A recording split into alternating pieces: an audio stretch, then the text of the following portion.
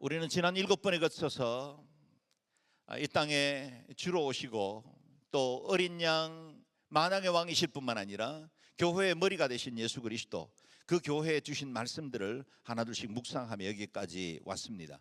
여기는 두 갈래 길이 있었습니다. 바벨론과 음녀를 따를 것인가, 어린 양과 천국을 향한 삶을 살 것인가. 그 중간지대는 없습니다. 둘 중 하나에 속하게 되어 있습니다. 우리가 하나님의 나라와 복음 그리고 어린 양 예수 그리스도를 따르는 거룩한 신부로 살아갈 수 있게 되기를 바랍니다.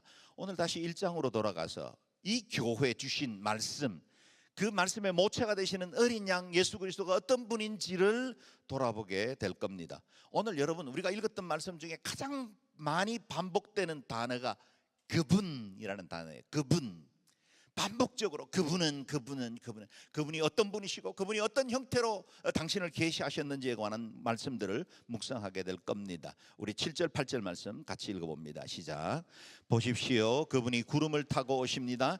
각 사람의 눈이 그분을 볼 것이며 그분을 찔렀던 사람들도 볼 것이며 땅의 모든 민족이 그분으로 인해 통곡할 것입니다. 반드시 그렇게 될 것입니다. 아멘. 주 하나님 지금도 계시고 전에도 계시고 앞으로도 오실 분이신 전능자께서 말씀하십니다. 나는 알파요 오메가다. 아멘.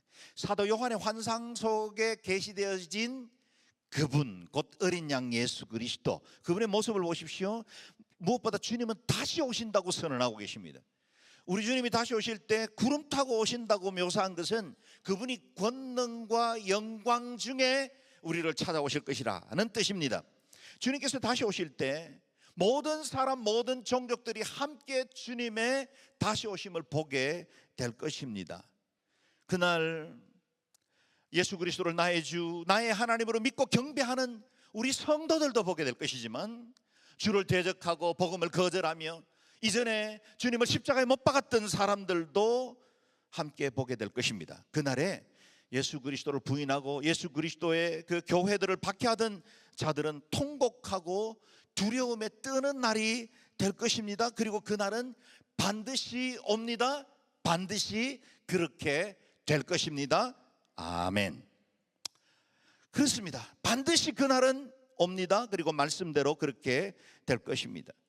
뿐만 아니라 우리 주님은 지금도 계시고 세상이 창조되기 전에도 계셨고 장차 오시고 영원히 계시는 분이라 말씀하십니다.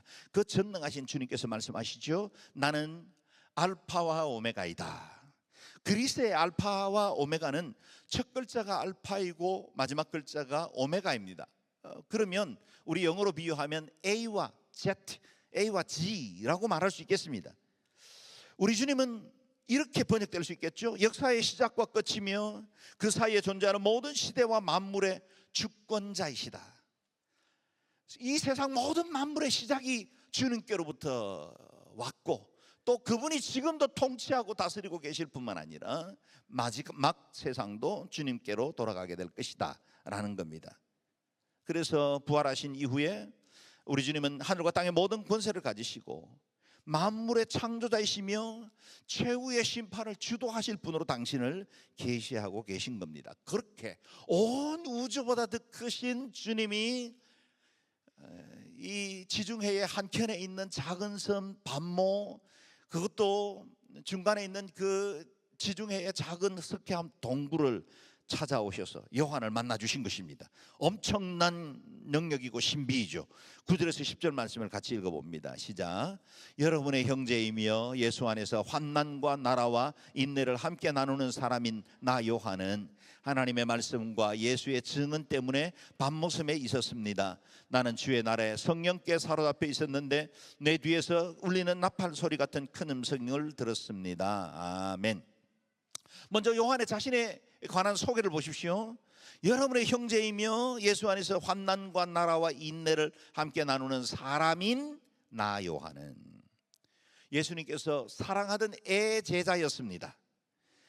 그리고 예수님의 공생의 3년을 주님과 함께 동행하며 주님께서 주시는 그 생생한 하늘나라의 복음을 자신의 육신의 귀로 들었던 사람, 그리고 주님께서 행하신 엄청난 기적과 능력, 귀신들이 떠나가고 병들이 치유받고 죽은 자가 살아나는 것을 현장에서 목도했던 사람입니다.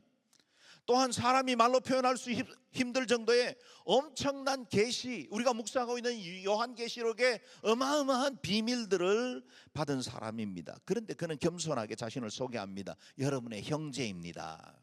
아마도 당시에 요한은 나이가 90세 정도 이르렀을 겁니다. 대부분 사도들은 이미 순교당했고 유일하게 생존한 주와 함께했던 사도였으니 사람들이 이 요한에 대해서 어떤 마음을 가지고 볼지를 상상해 보십시오. 그 존경심과 경외감은 대단했을 겁니다. 그러나 요한은 자신도 형제들 중에 한 사람이라고 겸손하게 소개하고 자신도 박해 중에 믿음을 지켜오던 여러분 성도들과 똑같이 환난도 하나님의 나라도 인내도 함께 나누는 사람이라 소개합니다. 결코 자신이나 사람을 높이지 않고 오로지 어린 양 예수 그리스도 한 분만 높이고 있는 것입니다. 그 겸손한 종 요한은 복음 때문에 복음을 전하다가 밤모섬에 유배당한 상황이었지만 그는 지금 저기 남아있는 교회들이 박해 앞에 직면하고 있는 여러 가지 두려움과 염려를 걱정하고 있는 것입니다. 그래서 그들에 대한 사랑의 마음을 갖고 요한계시록을 받은 것입니다. 요한에게 계시가 임합니다. 이렇게 말씀하시죠. 나는 주의 날에 성령께 사로잡혀 있었는데 내 뒤에서 울리는 나팔 소리 같은 큰 음성을 들었습니다. 여기서 주의 날은 곧 오늘날의 주일을 말합니다. 주일. 당시까지만 해도 그리스도인들 공동체도 유대인들과 똑같이 안식일에 함께 예배를 하고 안식 후 첫날 부활하셨던 예수님을 기념하기 위해서 안식 후 첫날 예배하면서 그날을 주일이라고 불렀습니다. 주의 날이라고 불렀던 겁니다. 사도 요한이 계시를 본 그 순간은 예배하고도 있던 때였습니다. 여러분 아무런 마음의 준비도 없이 세상적인 일들에 분요하게 내 마음과 염려와 걱정과 세상적인 쾌락으로 가득 차 있는데 어느 날 성령의 계시가 임하는 일은 거의 없습니다. 혹 있을 수는 있겠지만 사울을 바울되게 한 일들은 있지만 그러나 하나님은 특별히 우리가 예배하고 주님 앞에 깨어 있을 때 계시하십니다. 말씀하십니다. 성령께 사로잡혀 있었습니다. 여기 사로잡혔다는 말은 성령이 충만해서 자신의 이성과 생각은 사라지고 성령님의 강력한 영의 이끌림을 받았다는 뜻입니다.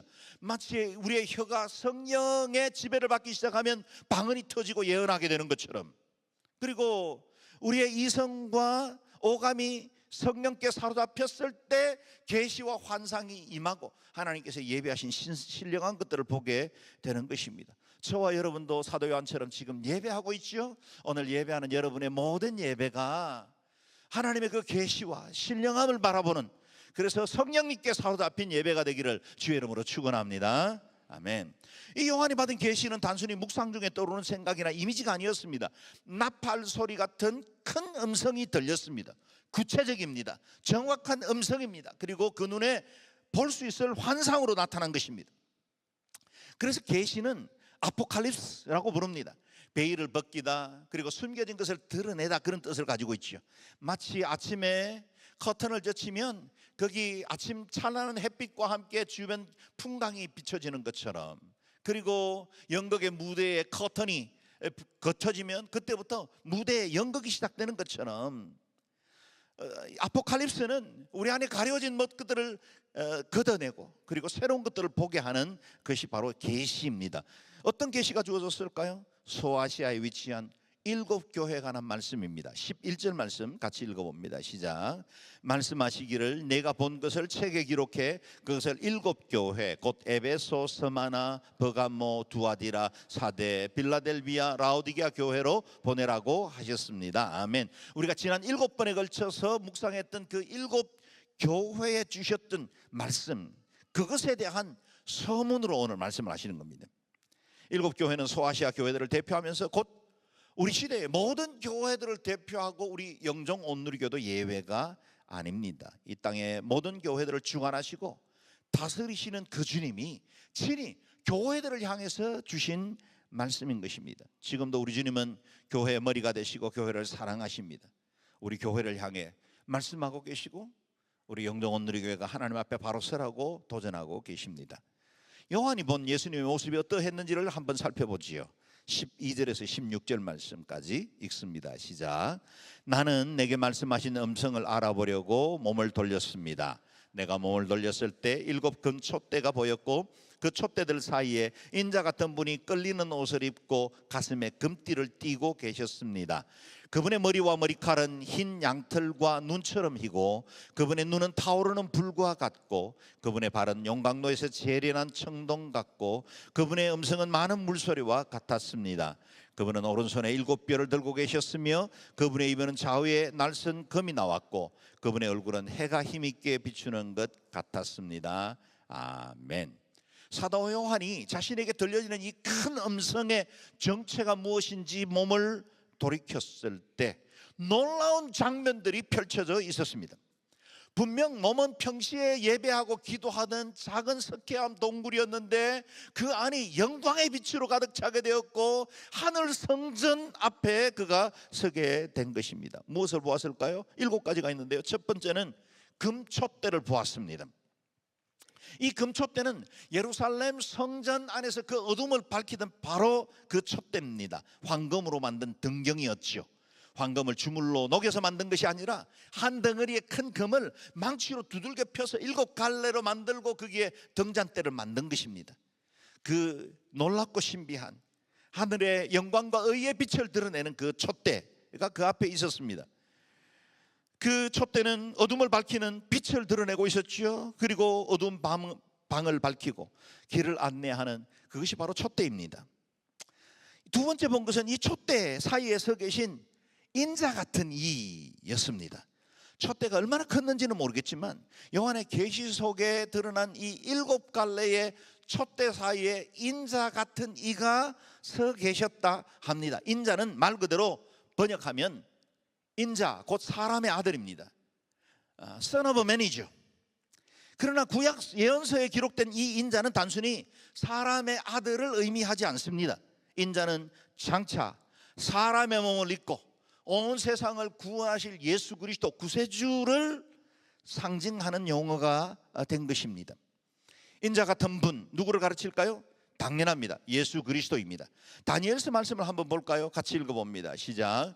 내가 또 밤 환상 중에 보니 인자 같은 이가 하늘 구름을 타고 와서 옛적부터 항상 계신 이에게 나아가 그 앞으로 인도되매 그에게 권세와 영광과 나라를 주고 모든 백성과 나라들과 다른 언어들을 말하는 모든 자들이 그를 섬기게 하였으니 그의 권세는 소멸되지 아니하는 영원한 권세요 그의 나라는 멸망하지 아니할 것이니라. 아멘. 예수님께서 이 땅에 오시기 400년 전에 존재했던 그 다니엘이 하나님 앞에 이 하늘에서 장차 이루어질 영광과 거룩한 신비의 계시를 보았는데 그것이 인자 같은 그가 이 땅에 오셔서 구원의 사역을 완성했을 때 하나님 보좌에 앉으신 그분이 하늘의 모든 권세와 함께 나라와 언어들을 말하는 모든 자들이 그를 섬기게 하겠다는 계시를 본 것입니다. 그래서 예수님께서 이 땅에 오셨을 때도 당신을 스스로 인자라 그렇게 불렀습니다.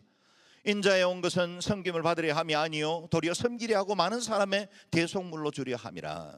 스데반이 인자 되신 예수 그리스도를 증거하다가 돌에 맞아서 순교하게 되었을 때 그의 환상 속에 나타난 예수님도 인자 같은 이였습니다. 사도행전 7장 55절 말씀인데요. 같이 읽겠습니다. 시작. 스데반이 성령이 충만하여 하늘을 우러러 주목하여 하나님의 영광과 및 예수께서 하나님 우편에 서신 것을 보고 말하되 보라 하늘이 열리고 인자가 하나님 우편에 서신 것을 보노라 한데 아멘. 인자가 하나님 우편에 서신 것을 보노라. 사도 요한이 본 그 인자는 구약시대 때부터 예언되었던, 그래서 온 세상을 구원하실 예수 그리스도 그 언약의 성취로 이 땅에 오신 예수 그리스도이고 동시에 그가 십자가에 못 박혀 돌아가셨고 부활하셔서 영원한 생명을 주신 이후에 하나님 우편에 앉으신 이후에 우리에게 다시 한번 이 교회를 향해서 계시하시는 그 인자로 나타나신 것입니다. 여기 인자 같은 이가 7 촛대 사이에 서 계셨다고 하셨는데 오늘 본문 마지막 절에 보면 20절에 보면 7 촛대가 7 교회를 의미한다고 했습니다. 7 촛대는 7 교회다. 이 환상이 주는 메시지는 분명하죠. 예수 그리스도께서 7 교회뿐만 아니라 온 세상의 교회의 주권자이시다. 주님께서 교회를 다스리신다. 교회는 주님께 속해 있습니다. 제가 여러분에게 묻습니다. 우리 온누리교회 주인은 누구십니까? 예수 그리스도입니다. 여러분 믿음으로 분명하게 한번 고백해 보십시오. 우리 영정 온누리교회 주인은 누구이십니까? 온 세상에 존재하는 모든 교회들의 머리는 누구이십니까? 교회를 영화롭게 하고 교회를 최후의 승리를 얻게 하실 분은 누구십니까?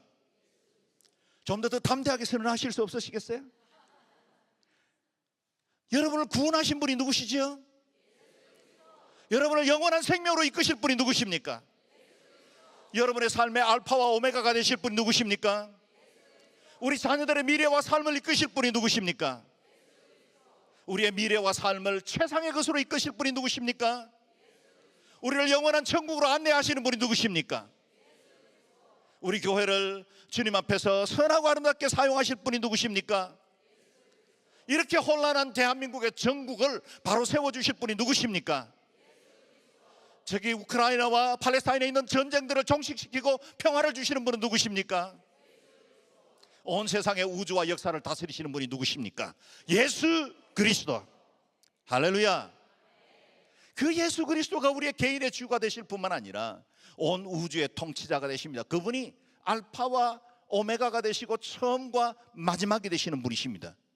그분을 온전히 섬기고 그분을 제대로 믿기만 하면 우리의 삶의 모든 여정은 주의 주권 아래에 있고 주님이 다스리시고 주님이 가장 좋은 길로 이끌어 가실 줄로 믿습니다.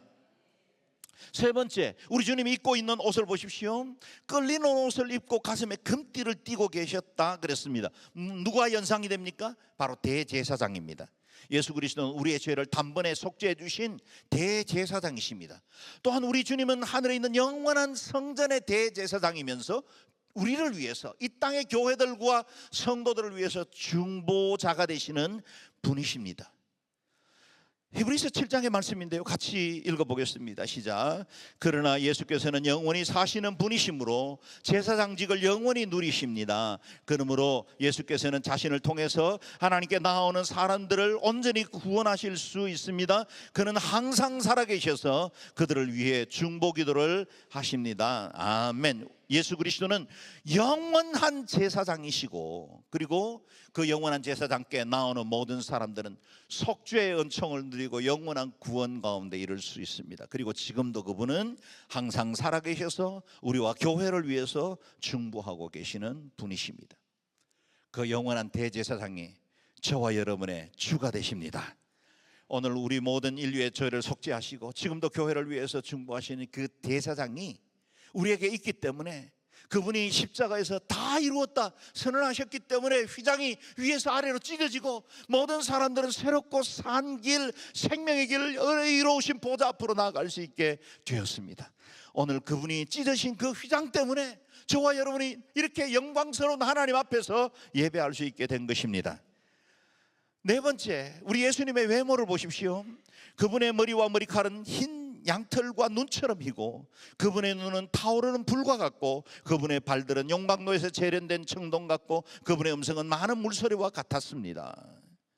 양털이나 눈처럼 흰 머리칼은 거룩하고 완전하신 분을 의미합니다. 우리 주님은 영원하신 분이십니다. 순결하신 분이십니다. 영원한 신성을 가지고 계시는 분이십니다.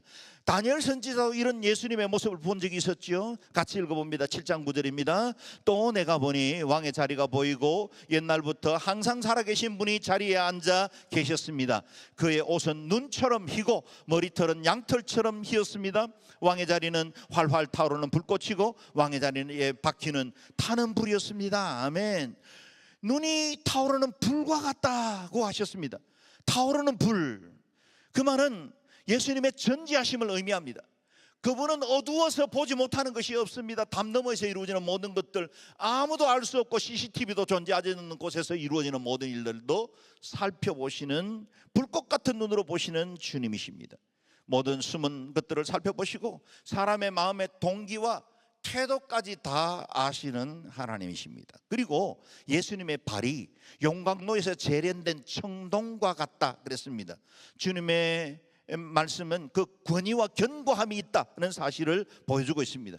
우리 주님께서 초림하실 때는 어린 아기의 발이었습니다. 그 발은 십자가에 못 박혀야만 하는 발이었습니다. 맨발로 골고다를 올라가야만 했던 그 발이었습니다. 사람의 발이었죠. 그러나 우리 주님이 다시 오실 때는 영광과 권능의 주석과 같은 발로 올 것이고 모든 세상의 악을 짓밟아 심판하시는 권세 있는 주님으로 오실 줄로 믿습니다. 뿐만 아니라 우리 주님의 음성이 많은 물소리와 같다고 하셨는데, 그것은 사람의 언어로 표현할 수 없는 권능과 위엄을 의미합니다. 에스겔 선지자도 주님의 음성을 들었을 때 다른 말로 표현할 수 없기 때문에, 이 지구상에 존재하는 그 어떤 것들로 주님의 음성을 표현할 수 없기 때문에 이와 같이 표현을 합니다. 이스라엘 하나님의 영광이 동쪽에서부터 오는데 하나님의 음성이 많은 물소리 같고 땅은 그 영광으로 말미암아 빛나니. 지금 요한은 주님의 음성을 듣기는 하지만 그 목소리와 그 음성이 너무나 고귀하고 너무나 위압적이기 때문에 그 압도된 채로 그 음성은 많은 물소리와 같다, 그렇게 표현하고 있는 것입니다. 그는 지금 하나님의 영광 가운데 있습니다. 자신이 몸 안에 있는지 몸 밖에 있는지조차도 알지 못할 정도가 되었습니다. 주님의 영광과 신비에 압도당하고 있었던 겁니다. 이어지는 16절에 또 다른 모습이 나오죠. 그분은 오른손에 7별, 그분의 입에서는 좌우의 날선 검, 그분의 얼굴은 해가 힘있게 비추는 것 같았다 그랬습니다. 여기 20절에 조금 전에 살펴본 것처럼 예수님의 오른손에 들린 7별은 7교회의 사자라고 하십니다. 이 사자라는 말은 원어적으로는 앙겔로이, 우리가 알고 있는 엔젤이라는 말의 어근이 되었습니다. 천사를 의미하죠. 7천사, 7사자를 각 교회에 사역하는 천사로 보는 해석도 있고, 또 7교회를 주관하고 섬기는 사역자로 볼 수도 있다고 말씀을 드렸습니다. 어떻게 해석을 하든지 결과는 동일합니다. 주님께서 교회를 붙들고 계시고, 주님께서 7교회의 사자들을 통치하고 계신다. 주님께서 주의 종들을 붙들고 계시고 각 교회들을 주님께서 머리가 되셔서 통치하고 다스리고 계신다는 사실을 보여주고 있습니다. 그리고 그 주님은 오른손으로 교회를 붙들고 계십니다. 주님의 오른손은 의로운 손입니다. 그 의로운 오른손은 정의로운 손이고 능력 있는 손이기도 합니다. 이사야 41장 말씀 우리가 잘 아는 말씀이죠. 읽어봅니다. 시작. 두려워 마라, 내가 너와 함께 함이라. 놀라지 말라, 나는 내 하나님이 됨이니라. 내가 너를 굳세게 하리라. 참으로 너를 도와주리라. 참으로 나의 의로운 오른손으로 너를 붙들리라. 아멘. 제가 한번 수술을 받기 위해서 이제 곧 전신 마취에 들어가기 직전에 수술 대기실에 누웠을 때 세브란스 병원 천장에 이 말씀이 적혀 있었어요. 제가 암송하는 말씀이기도 합니다. 그런데 그 말씀이 제게 얼마나 큰 위로와 능력이 되었는지 몰라요. 사랑하는 여러분, 여러분의 인생과 삶은 주님의 오른손이 붙들고 계십니다. 그분은 의로운 손이십니다. 능력의 손이십니다. 그분이 여러분과 함께 하십니다. 여러분 결코 고아와 같이 방치하시지 않습니다. 여러분을 어디로 가든지 어떤 상황을 만나든지 그 능하신 오른손이 여러분을 붙들고 계시고 교회를 붙들고 계시는 줄로 믿습니다. 또한 주의 입에서는 좌우에 날이 선 검이 나왔다 그랬습니다. 날 선 검은 심판을 의미합니다. 주님의 말씀은 온 세상의 기준이 될 것입니다. 만국을 다스리고 판결하는 말씀이 될 겁니다. 우리나라는 헌법재판소가 최고의 의결기구이기도 하고 또 법을 해석하는 기준이 되지만 그것 또한 우리가 못 믿고 지금도 이렇게 서로 불신이 가득하지만, 그러나 여러분, 우리 하나님의 말씀은 모든 것들을 판결하고 결정하는 심판의 유일한 기준이 되는 줄로 믿습니다. 우리 개인에게는 영과 혼과 관절과 골수를 찔러 쪼개기까지 합니다. 그리고 온 세상에 마지막 날 이 세상을 심판하실 때 주님의 말씀이 좌우에 날이 선 검처럼 세상을 심판하게 될 것입니다. 그리고 우리 주님의 얼굴은 해와 같이 빛난다 그랬습니다. 변화산에서 영광을 입었던 바로 그 모습이죠. 그러나 그때는 잠시 흔적만 보인 것이고, 우리 주님의 얼굴에서 나오는 그 빛이 천국의 영광이 됩니다. 여러분, 천국에는 해도 없고 달도 없고 아무런 발광체도 존재하지 않습니다. 하나님 그분이 의로운 빛이 되어 주십니다. 그분이 계시기에 온 천국은 영원토록 빛날 수 있게 되는 겁니다. 만약 저와 여러분이 요한처럼 이와 같은 주님의 영광을 본다면 어떤 마음이 될까요? 아마 기절하고 말았을 겁니다. 사도 요한도 그 영광의 빛 앞에 꼬꾸라집니다. 17절 18절 말씀을 읽겠습니다. 시작. 내가 그분을 볼 때 나는 죽은 사람처럼 그분의 발 앞에 엎드러졌습니다. 그러자 그분이 자기의 오른손을 내게 얹고 말씀하셨습니다. 두려워하지 마라. 나는 처음이요 마지막이다. 나는 살아있는 자다. 나는 죽었으나 보라, 나는 영원토록 살아있는 자니 나는 죽음과 음부의 열쇠를 가지고 있다. 아멘.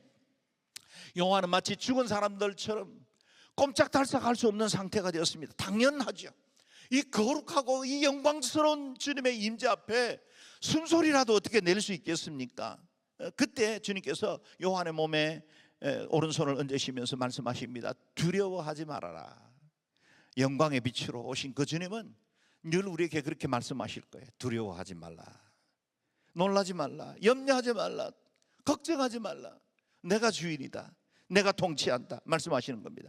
여기서 주님께서 자신에 대해서 말씀하신 몇 가지가 있습니다.